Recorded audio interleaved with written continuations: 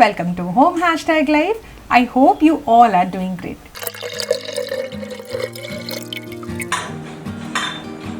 In today's video, I will be sharing some unique kitchen tips for better cooking, cleaning and saving time in the kitchen.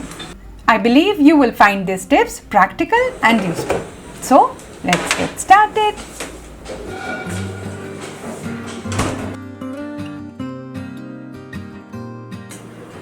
We have been living in Hyderabad for 12 years and dishes like dosa, idli, uttapam and appam are regulars in our breakfast, lunch and dinner menus.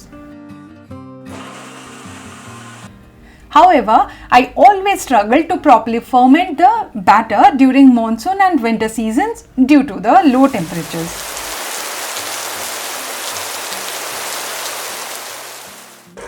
So, I have a couple of tricks for you. Start by soaking the dal rice in the morning for at least 8 hours.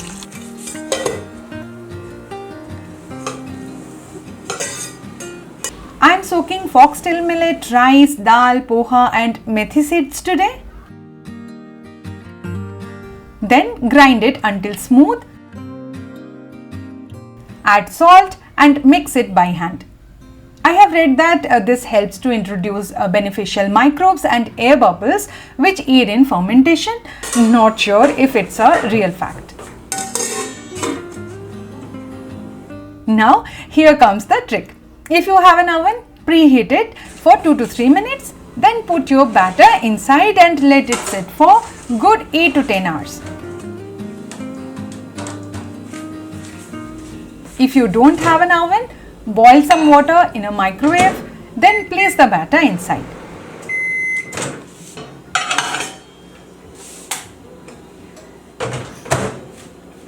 If you don't have either appliance, then simply place the batter on top of your refrigerator. The heat will help it ferment nicely. Wow, look at that! By the next morning, you will have a properly fermented dosa batter like this.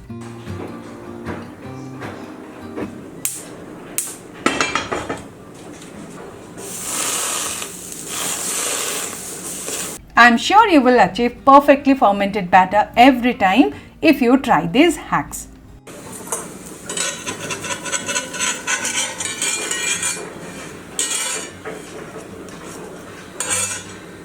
Here is my breakfast today: foxtail millet dosa, sambar and onion tomato chutney.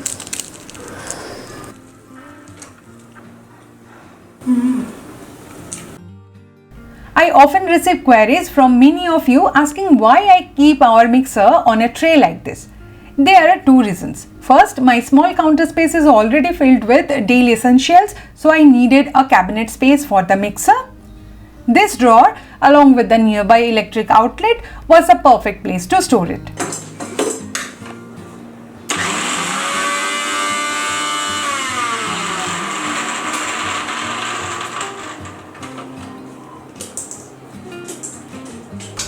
Second, the suction feet of this mixer are so tight, it's difficult to remove when placed directly on the countertop, which can be very inconvenient.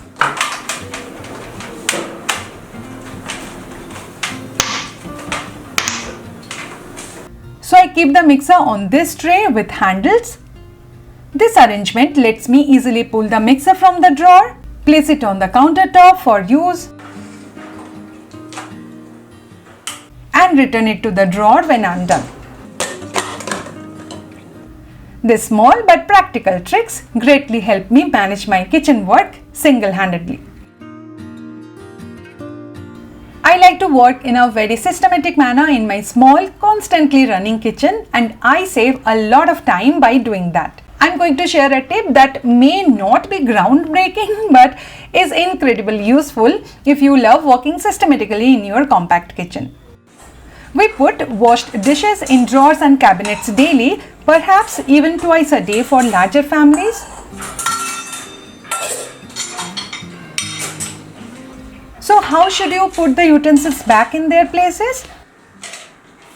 Here's what I do. I don't start with opening the drawers and cabinet to put the washed utensils. I first clear my kitchen counter by piling the dirty dishes in the sink. Then I open the dishwasher, Pick those utensils which belongs to the same drawers or cabinet. Then place them near their respective drawers and cabinets.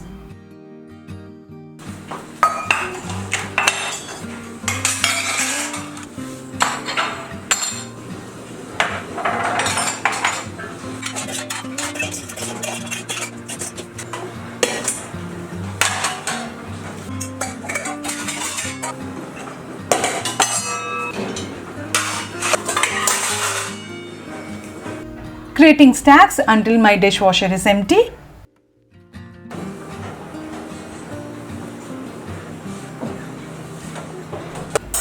I deal with the spoons last. After placing them, I open one drawer, store everything inside, then close it before moving to the next. This way, I don't need to open the same drawer or cabinet repeatedly, which saves both time and energy. I found this trick incredibly useful in my daily life.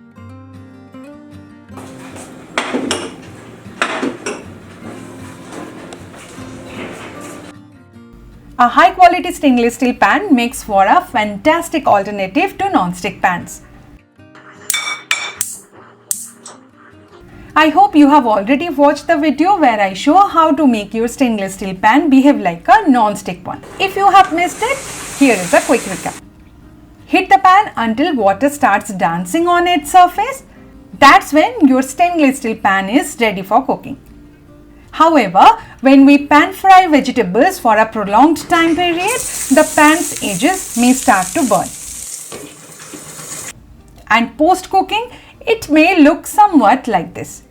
But don't worry, I have got an incredible trick for you. Allow the pan to cool down for a bit. Then start scrubbing while it's still warm. If it's become cold after sitting for a while, simply reheat it for 20 to 30 seconds and then give it a scrub. You will be amazed at how effortlessly it cleans up. Your pan will shine like new. Do try this tip today and let me know your thoughts. Remember, the key is warm scrubbing, not cold. The kitchen sink area, where we do all our washing and cleaning, is often surrounded by water throughout the day.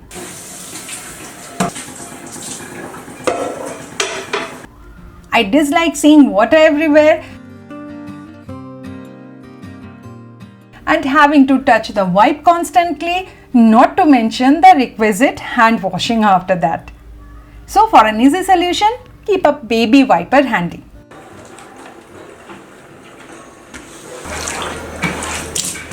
Wipe up any water as soon as it appears. Store it near the kitchen sink or inside the kitchen cabinet as you like. This way, your sink area will always remain water-free. I keep this electric cooker on the kitchen countertop because I don't have any cabinet space for such a bulky appliance and I use it quite often. It's quite heavy and not very convenient to lift on a daily basis. So I have placed it on a wooden tray with a handle, which makes it so much easier to pull out and use.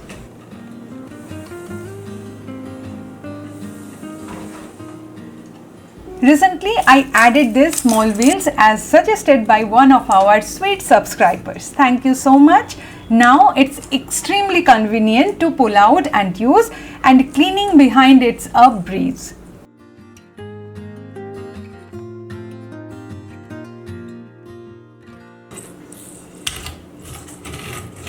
If you have larger or heavy appliances like this, I hope you will find this tip both practical and useful.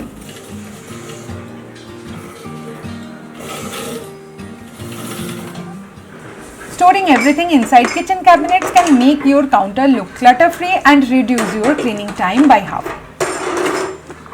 However, if you are a cooking enthusiast who loves to experiment, or if you don't have enough cabinet space like me for your daily essentials, I am sure you often find yourself running out of space. That's where covers can be a lifesaver. I use covers for the fridge top, the electric pressure cooker, the blender, basically anything I don't use daily but needs to stay clean. You can either make custom covers at home or ask your local tailor to make one. If you can't have the covers tailored, simply use nice kitchen towels to cover the appliances. It will definitely cut your cleaning time in half.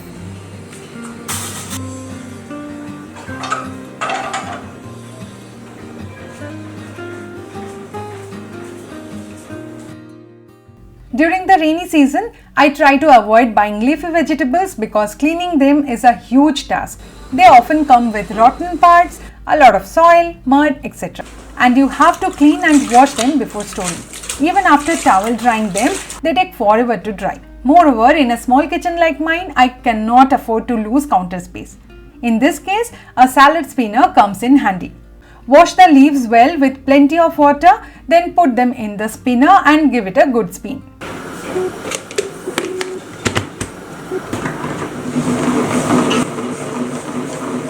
You will see the spinning cycle removes almost 90% of the water.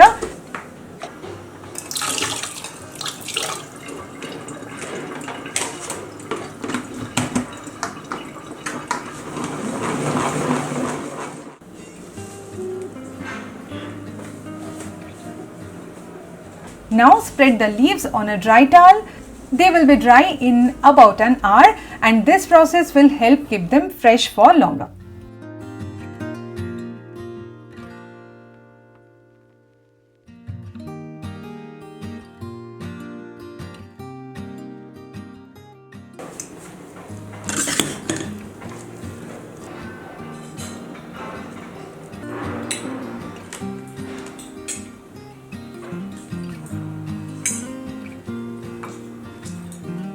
Many of us keep dishwashing liquid, hand wash, etc. on the countertop for easy access.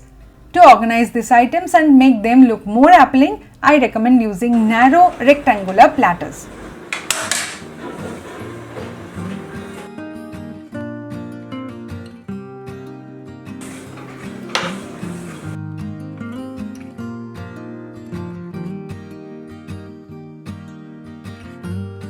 Also, if you don't want to display used scrubber on the counter, consider using a holder like this one. Attach it inside the sink with double-sided adhesive tape. Your sink will look much neater and more organized.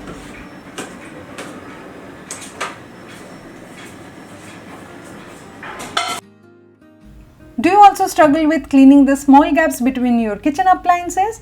Moving these heavy items for regular cleaning can be a real chore. To make this task less tedious, you can use this slim duster. The cleaning tool is flexible and slim, perfect for reaching into these small gaps. If you prefer a DIY approach, take a long handled stick or spatula, wrap a cloth around it and use it to clean those hard to reach areas.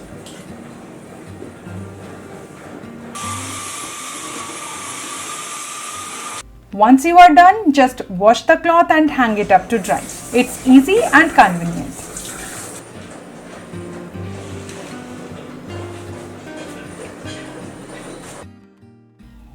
We often end up with numerous sauce and seasoning packets from fast food joints. Where should we store them? I have found a unique and effective storage solution. Let me share it with you all. Simply take a binder clip and small plastic box like these ones. Attach the box with the binder clip and voila! You have created a small pocket where you can store these sauce packets, seasoning packets or even cheese slices. It's easy, convenient and a great way to optimize space in small refrigerator.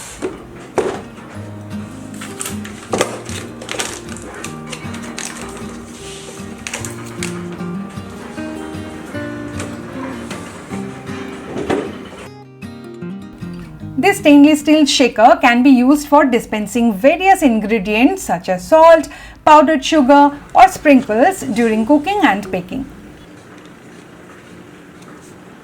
Usually, we set aside some loose flour on a plate or keep it in a box to use while making roti or paratha. However, this can get messy, especially when making parathas. As an alternative, consider using this stainless steel shaker. It helps prevent the loose atta from being spoiled by oil or ghee during making parathas. Many of you asked for this lachha paratha recipe in our chimney review video. So here you go. Roll the paratha and add ghee. Then add all these ingredients shared on the screen. Sprinkle some coriander leaves and with the help of a pizza cutter, cut it vertically and then gather all the loose strings and make a ball like this. In this stage you can add sesame seeds if you like, then roll it and make the paratha on a tawa. This crispy, amazing lachha paratha tastes best with masala chai. Do try it today, it's so easy to make.